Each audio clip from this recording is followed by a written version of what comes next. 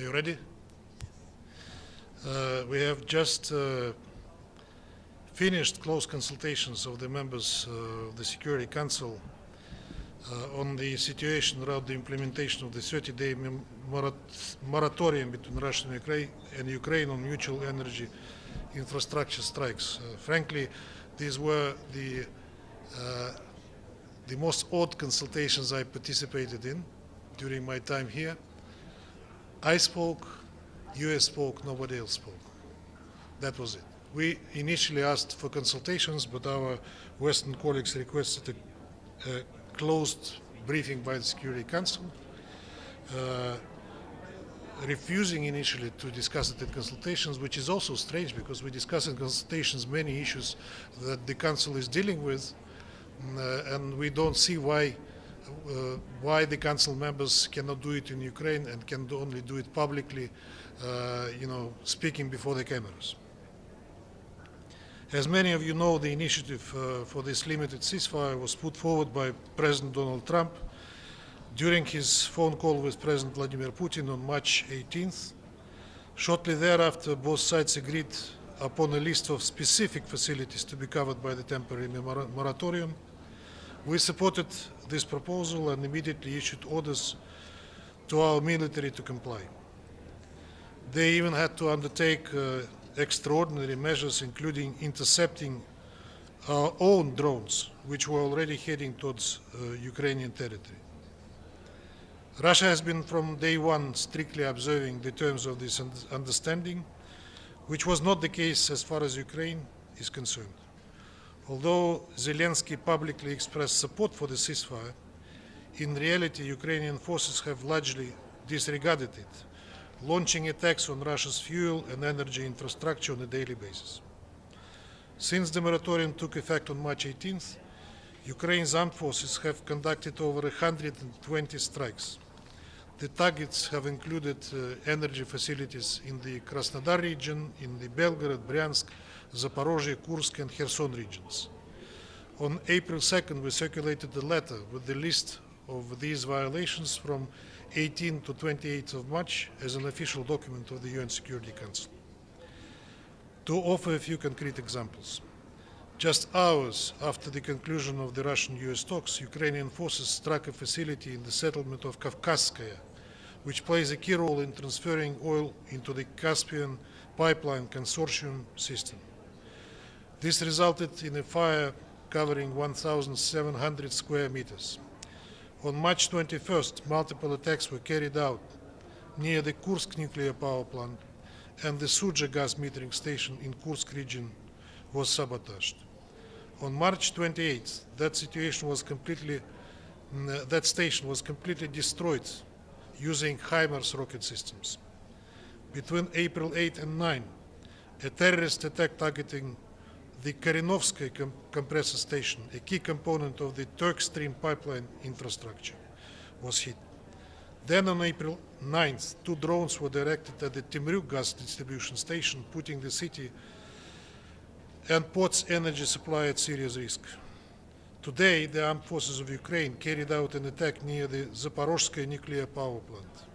A drone was neutralized 300 meters from the plant's premises near Building G, which houses the world's only full-scale reactor Hall simulator.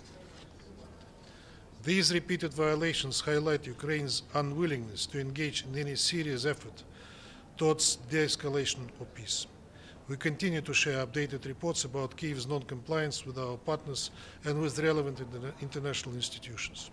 And today we posed a question to the Western backers of the Kyiv regime, whether they are ready to pressure Ukraine and make Zelensky observe the terms of the moratorium on the energy strikes. There was no clear answer. As I said, nobody spoke. Just usual attempts to justify everything Kyiv regime does and blame Russia for everything. We will report this to Moscow, and this position will be duly taken into account. As of now, no new directives have been issued by the President of Russia regarding the status of the moratorium. Thank you very much. Ambassador, can you confirm that there is direct talks between Russia and Ukraine in Turkey somewhere to confirm the Black Sea ceasefire? And will there be another Black Sea grain initiative? Nothing that I Nothing? know anything about. Okay. Ambassador, thank you. President Trump said earlier today that a ceasefire is close, that it's coming. How would you evaluate these comments, and how do you evaluate the U.S.-Russia negotiations going at this moment? Look, I cannot speak on behalf of President Trump. Perhaps he knows better. What I don't know, how close are we to the ceasefire, is a big question to me personally, because as I said, we had an attempt on a limited ceasefire on energy infrastructure, which was not observed by the Ukrainian side. So in these circumstances, to speak about ceasefire is simply unrealistic at this stage. And today we were asked the consultations whether we would be ready for a comprehensive ceasefire.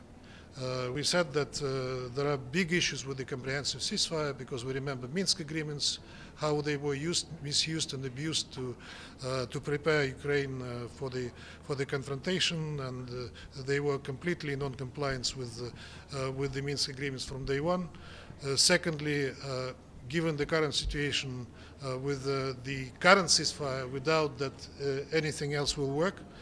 And thirdly, who will be monitoring this ceasefire? These are questions that have no answers. Ambassador, the German government is contemplating giving Taurus missiles to Ukraine. If this does occur, do you believe that this would involve Germany directly into the war? And if I have, it will. It will. If I may, just one more question. The Trump administration is threatening military action if they don't reach negotiations with Iran. How do you evaluate this in general, the threat of using military force against Iran? I know that I hear from the news that negotiations between the U.S. and Iran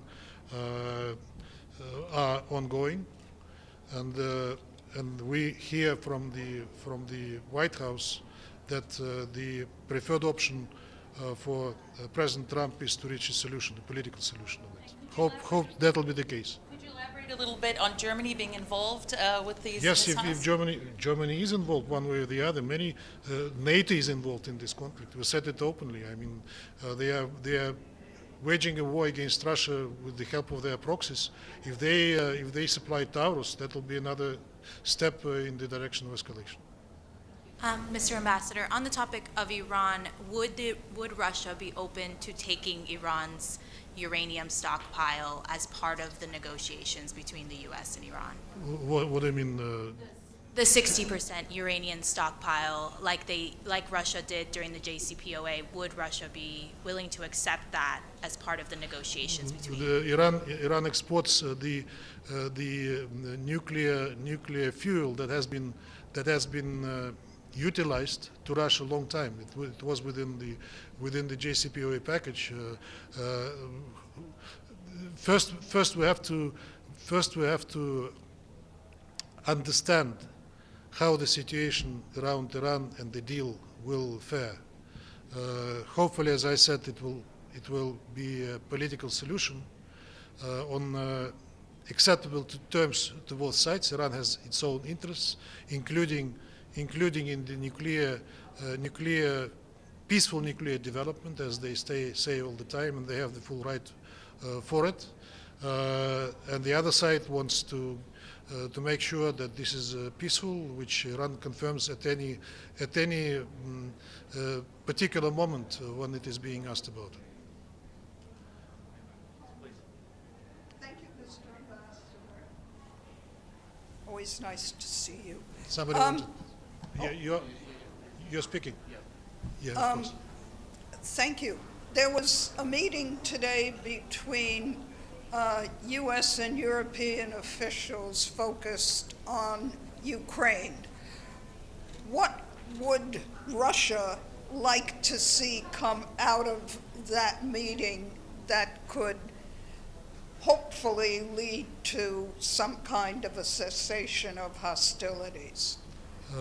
We would like the Europeans to stop arming Ukraine and encouraging it to continue the conflict and to convince it to accept the conditions that would lead to resolving of this crisis. So far, we don't see it, neither on the level of the European Commission or the European Union or individual European countries. They are all belligerent. Many of them, most of them are belligerent. They don't talk peace. They want Ukraine to continue. Where it will lead Ukraine, they don't care, I'm afraid, because it leads it to an abyss. And if that happened, would Russia immediately halt its military activities and ask its military partners to halt their arms shipments to Russia? Look, you are now again referring back to the question of the comprehensive ceasefire. I already answered that question. So far, we are not in the situation where we can seriously discuss comprehensive ceasefire. Thank you, Mr. Ambassador. Do you think that any ceasefire that could be reached between Russia and Ukraine should be supported by Security Council product, for example, a resolution? Let's see. We have one resolution that calls for ending the conflict, which was adopted at the initiative of the United States.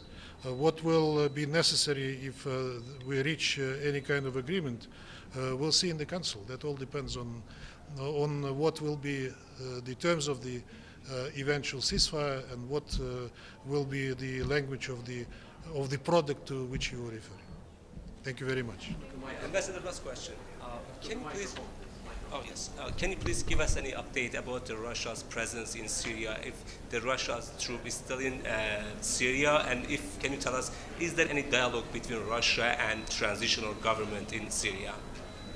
There is a dialogue between Russia and transitional government. You know that our special envoy visited Syria. Our president spoke to the transitional leader. Our military are where they were. So we were talking to the current Syrian government. Yes. Thank you.